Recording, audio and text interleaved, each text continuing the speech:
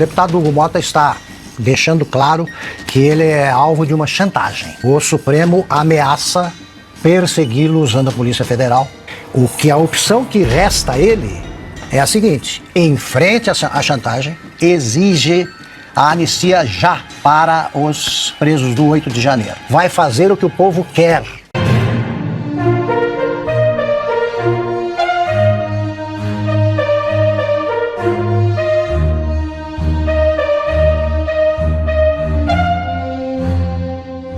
Mulher de Moraes, como advogada de banco suspeito, causa inquietação nos meios jurídicos de Brasília. É isso mesmo. O Banco Master é suspeito de irregularidades e está sendo vendido para um banco estatal, o BRB, o Banco de Brasília.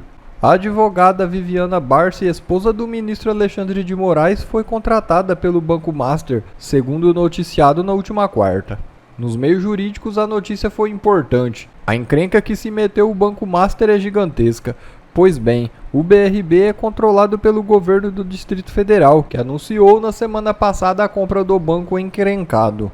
A negociação entre BRB e Master é considerada de alto risco pela agência Modern, uma das mais respeitadas do mundo. Isso levanta inúmeras suspeitas. Por outro lado, na contramão, a esposa de Moraes, como advogada do banco, no mínimo chama atenção. Paralelamente, o Ministério Público do Distrito Federal acaba de anunciar a abertura de uma investigação criminal sobre essa negociação. Certamente a esposa de Moraes irá atuar na defesa do banco, e isso é intrigante, já que seu marido trabalha no STF.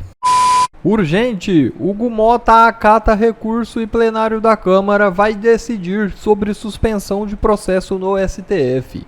Isso mesmo. O PL, partido do ex-presidente Bolsonaro, entrou com um recurso na Câmara dos Deputados para barrar a ação penal do Supremo Tribunal Federal contra o deputado Alexandre Ramagem e todos os demais integrantes do polo passivo da ação. O pedido foi protocolado na terça-feira, 1º de abril, e surpreendeu o cenário político. O presidente da Casa, Hugo Mota, tinha 45 dias para se manifestar e dar prosseguimento ao pedido. Não foi necessário. Na última quinta, ele acatou o recurso e mandou a CCJ da Câmara dar o parecer. O pedido é baseado na Emenda Constitucional 35 da Constituição, que permite que partidos peçam que uma ação penal em andamento contra congressistas no exercício do cargo seja interrompida. Caso a Câmara aprove o pedido, a interrupção do andamento da ação terá possivelmente que ser estendida ao ex-presidente Bolsonaro e aos outros 6 denunciados pela PGR. Vamos aos fatos. O deputado Hugo Mota está deixando claro que ele é alvo de uma chantagem. A palavra é essa. O Supremo ameaça persegui-lo usando a Polícia Federal e puni-lo, claro, por supostas irregularidades. Se ele aceitar a chantagem, ele é culpado, confesso, e deve ser punido. Deve ser tratado, então, como um delinquente, pelo próprio Supremo e pela Câmara. Portanto, ele não será reeleito e vai morrer politicamente, se ele fizer essa opção. A opção que resta a ele é a seguinte: enfrente a chantagem, deixa que agora essas acusações têm de ser explicitadas. Tá? Se ele tiver um álibi convincente, ele sai dessa. Senão, ele vai se enquadrar na categoria dos perseguidos pelo Supremo e aí vai prestar um serviço à nação. O Supremo, além de tudo, terá instituído o assassinato político seletivo. Seletivo, porque se ele tenta conter esse movimento pela anistia, ele está fadado à morte, não vai se reeleger, então, e vai ficar para sempre refém, vai se tornar para sempre um refém do Supremo. O que é que vai resolver então essa situação? É o comportamento popular, de novo. Há muito tempo eu não vejo uma manifestação tão importante quanto a desse dia 6. Precisamos deixar claro para o Congresso que o povo exige a anistia já para os presos do 8, para os condenados, perseguidos, presos do 8 de janeiro. O Congresso vai fazer o que o povo quer, como faz sempre. O povo precisa deixar claro o que quer. A única maneira de convencer o Hugo Mota de que ele está percorrendo o caminho, a trilha do penhasco, é a manifestação popular. Porque aí ele terá o apoio do povo nessa briga contra o Supremo. É chantageado. Tá? Não importa o que ele tenha feito, é chantagem o que os ministros estão fazendo. E especificamente o ministro Flávio Dino. Então ele tem que optar. É a possibilidade de sobreviver e a morte certa. Depois de denunciar o Moraes na Vaza Toga, o Tagliaferro é indiciado pela Polícia Federal e sente todo o peso da mão do Estado. Mas espera aí, se o Tagliaferro está sendo indiciado pelos vazamentos das mensagens, então a Polícia Federal está reconhecendo que elas não têm origem criminosa e as ilegalidades que o Moraes praticou e foram reveladas pelas mensagens também podem e devem ser investigadas. É isso aí, pessoal. A Polícia Federal indiciou o ex-assessor de Alexandre de Moraes, Eduardo Tagliaferro, aquele do órgão de desinformação do TSE, você lembra? Quando você pensa que Alexandre de Moraes não pode descer ainda mais o nível dos seus abusos, as suas decisões ilegais, eis que ele aparece e ele nos surpreende, cada vez com uma coisa diferente, e sempre é pior do que a anterior. Ontem, a Polícia Federal indiciou Eduardo Tagliaferro pelo crime de violação de sigilo funcional com dano à administração pública. Mas não foi só isso não. Para que a Polícia Federal chegasse a essa conclusão, ela fez um pedido para o Moraes e ele aceitou. Um pedido que é uma violação gigantesca à lei, um dos maiores abusos que o Moraes já fez até hoje, que eu já vou te dizer qual que é, mas antes disso vamos entender por que esse indiciamento é totalmente equivocado e como ele faz com que o Moraes possa e deva ser investigado. Bom, em primeiro lugar, vamos assumir que foi realmente o Tagliaferro que vazou as informações para a Folha de São Paulo. Se foi ele fez isso com o objetivo de estar denunciando irregularidades e ilegalidades, as quais ele não só viu, mas talvez de que ele até participou lá no TSE, ainda que obedecendo a ordens de superior. E quais ilegalidades que são essas? O juiz do caso encomendando provas contra alvos pré-selecionados, inclusive fraudando documentos, ordenando que documentos fossem fraudados para que parecesse que as provas vinham de denúncias anônimas, quando era o próprio Moraes que as encomendava, para depois ele poder decidir como se fosse imparcial lá no Supremo. Então o Tagliaferro ele seria um informante, é a famosa figura aí do whistleblower, que é alguém que dentro de uma instituição ou organização vê alguma coisa errada e aí denuncia essas ilegalidades para que elas cessem, para que elas sejam investigadas. E isso é algo essencial em qualquer democracia. É algo reconhecido como adequado, benéfico nas democracias mais avançadas do mundo. O Brasil tem até uma lei de proteção ao whistleblower que inclusive proíbe que ele sofra medidas de retaliação. Eu fui até conferir aqui antes do programa, é a Lei 13.608 de 2018. Então, o que o Tagliaferro fez, assumindo que foi ele que fez isso, né? Supondo que é ele o autor dos vazamentos, o que ele fez foi algo legal, algo que é legítimo, algo que atendeu o interesse público. De modo que a conduta dele se torna atípica. O que eu quero dizer com isso? Não configura um crime revelar o segredo da sua profissão, o segredo funcional, porque, nesse caso, a lei que proíbe a divulgação das informações não se aplica por ele, porque ele fez isso em nome de interesse público e para revelar ilegalidades e até crimes. Aliás, tem uma obrigação do servidor público de informar crimes. Isso está previsto lá na Lei de Contravenções Penais. Então, o Tagliaferro ele não pode ser punido por algo que, segundo a própria lei, é uma obrigação dele. Ele não pode sofrer uma punição por algo que ele está obrigado a fazer, segundo a própria lei. E, em segundo lugar, se o Tagliaferro for punido porque ele vazou informações verdadeiras que revelam ilegalidades em série do Moraes, então, obrigatoriamente, essas ilegalidades presentes no conteúdo das conversas também precisam ser investigadas e os responsáveis precisam ser punidos. Claro, porque se a Polícia Federal descobriu que o Tagliaferro foi quem revelou, então as mensagens elas têm origem, elas são legais. Elas não foram hackers aí que deturparam nem nada. Aí tem que investigar os fatos, então, que as mensagens revelaram. Você concorda com essa análise? Se você concorda, curte o vídeo aí para que mais pessoas recebam essa informação, se indignem junto conosco. E agora, olha só isso aqui. Olha a gigantesca violação que o Moraes fez nessa investigação. Ele autorizou a quebra do sigilo entre o Tagliaferro e o seu advogado.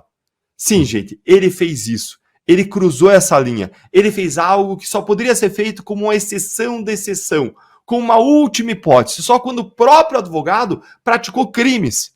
Então, o Moraes ele violou um direito constitucional de defesa e uma prerrogativa do advogado, algo que deveria ser sagrado em uma democracia. E sabe o que a Polícia Federal encontrou nas conversas dele com o advogado, do Tagliaferro com o advogado? Nada criminoso. Apenas orientações e estratégias de defesa.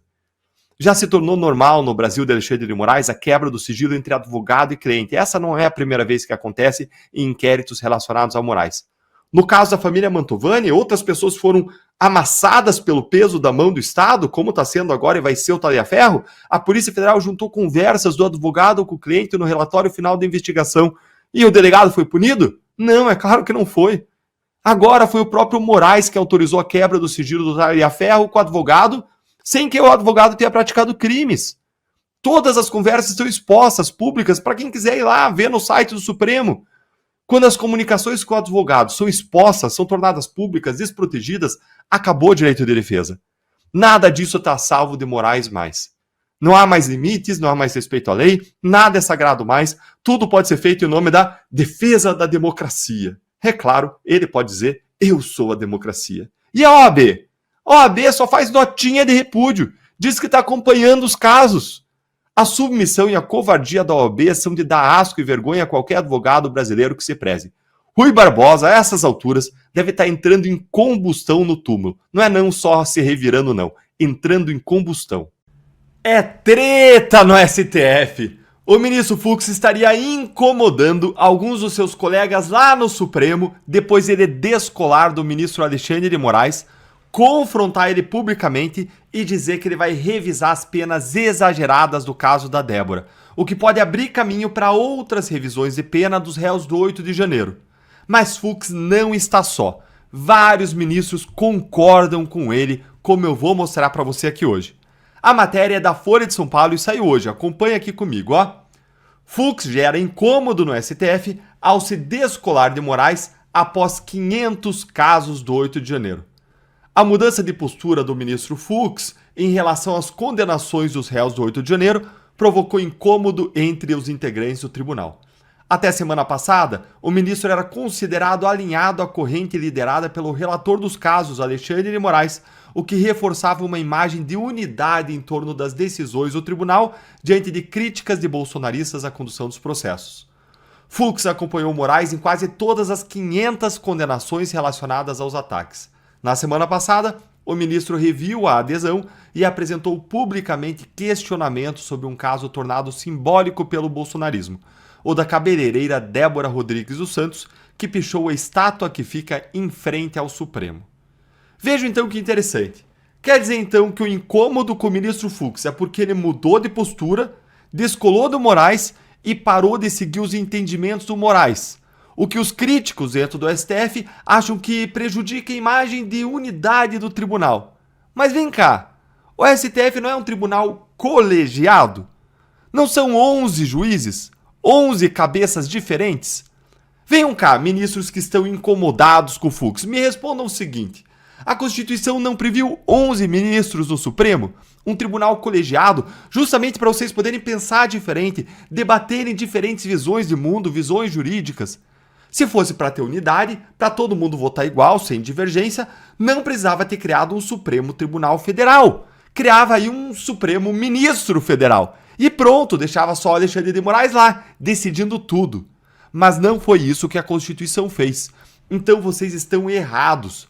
O Fux divergir, discordar, confrontar o Moraes, especialmente considerando os abusos e ilegalidades de Moraes, é algo bom, é algo correto, é algo positivo. E aí, você que está aqui concorda comigo? Então curte o vídeo para que a voz da nossa indignação chegue mais longe e acompanhe aqui comigo, ó. 2 ministros ouvidos sob reserva pela Folha afirmam que, em processos de grande repercussão, o Fux costuma levar em conta avaliações externas sobre a atuação do Supremo. Por exemplo, manifestações populares, da mídia, de comunidades políticas e de círculos jurídicos. Esse seria o caso agora na avaliação desses integrantes da Corte. O incômodo ficou ainda maior devido às palavras usadas por Fux. Ele disse que ele iria exercer a humildade judicial para rever erros cometidos no decorrer dos processos contra os acusados de participar dos atos golpistas. Para quem que falta a humildade judicial, hein? Quem que vocês acham que essa fala do Fux pegou em cheio? Conta aí para mim nos comentários. Para quem que tá faltando humildade? Isso de se curvar às opiniões e críticas à sociedade aqui pode até ser verdade em relação ao Fux, mas não é só o Fux. Em certa medida, todos os ministros do STF fazem isso em maior ou menor grau. É injusto dizer que é só o Fux. Basta ver todos os recuos do Moraes desde a semana passada. Foram todos por conta da pressão popular e da indignação com o caso da Débora. O ministro Fux tem que ser parabenizado por ele ter a coragem de mudar, de admitir erros, de ter humildade judicial, como ele mesmo disse, e não ter compromisso com o erro, como os demais ministros do Supremo parecem ter.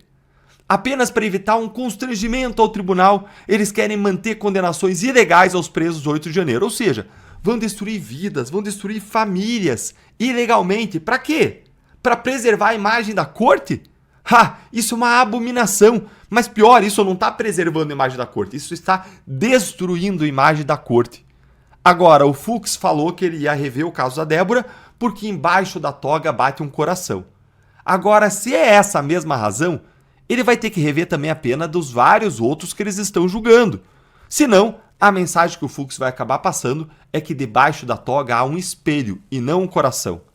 Existe apenas a preocupação com a imagem pública de estar cometendo uma grande injustiça e não com a injustiça em si. Mas a treta lá no Supremo tem dois lados. Enquanto tem gente incomodada com o Fux, tem gente também que apoia o Fux, mas não tem coragem de dizer porque tem medo do Moraes. Olha que absurdo essa reportagem que saiu no Globo uns dias atrás. Olha aí. Fux não é o único ministro do STF a discordar de Moraes sobre as penas do 8 de janeiro. Eu vou mostrar para você só 3 parágrafos dessa matéria aqui para você entender. Só 3 parágrafos, olha aqui. Outros ministros que não foram nomeados ao Supremo por Jair Bolsonaro chegaram a confidenciar a lideranças do Centrão que gostariam de discutir um caminho para aplicar penas mais brandas para aqueles que não depredaram e não vandalizaram os prédios dos 3 poderes. Ao falar sobre o tema, porém, os magistrados têm ponderado que o ministro Alexandre de Moraes, relator dos casos do 8 de janeiro, não dá espaço para qualquer conversa sobre a dosimetria das penas. Gente, ele não tem que dar espaço ou não dar espaço. É prerrogativa do juiz ir lá e votar diferente, ponto. Segue aí, ó. Mesmo com visão divergente daquela do relator, magistrados fazem análise de que a tendência da corte é não se dividir sobre esse tema, para não confrontar o Moraes publicamente. A ideia é evitar flancos de ataque ao STF, que já está pressionado pelos políticos bolsonaristas e parte da opinião pública. Pois é, gente, que atrocidade, que abominação. Eles sabem que estão errados, eles até queriam corrigir o erro, mas eles têm medo de Moraes e da reação dele, e não querem comprometer a imagem do tribunal. Ou seja, vários deles não têm mesmo coração embaixo da toga, não têm coragem, não têm honra, mas só tem mesmo um espelho. Ministros, falem, ergam suas vozes, vocês têm muito poder, vocês têm um megafone, vocês têm toda a imprensa para amplificar tudo o que vocês dizem, vocês têm um compromisso, um juramento de seguir a Constituição, de aplicar a verdade, de identificar a verdade, buscar a verdade, de produzir justiça.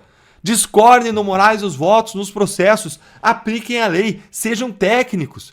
Eu garanto para vocês que se vocês fizerem isso, vocês vão contribuir muito mais para melhorar a imagem do STF perante a população brasileira do que se escondendo para não arranhar a imagem da corte. Se vocês se levantassem contra esses abusos, vocês não iriam arranhar a imagem da corte, vocês iriam melhorar. Vocês iam ser como Joaquim Barbosa, representando milhões de brasileiros nas suas brigas com Gilmar no plenário.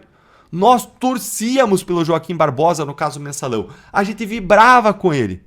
E como ele disse a Gilmar, saiam às ruas, ministros. Os senhores estão envergonhando o tribunal. Quem que vai ser o Joaquim Barbosa de Moraes? Só o Fux? Tenham coragem, ministros. Bom, pessoal, esse foi mais um vídeo. Eu espero que vocês tenham gostado. Se vocês gostaram, deixa o like aqui para fortalecer nosso canal. Logo eu volto trazendo mais informações da política para vocês. Um forte abraço, fiquem todos com Deus e até a próxima.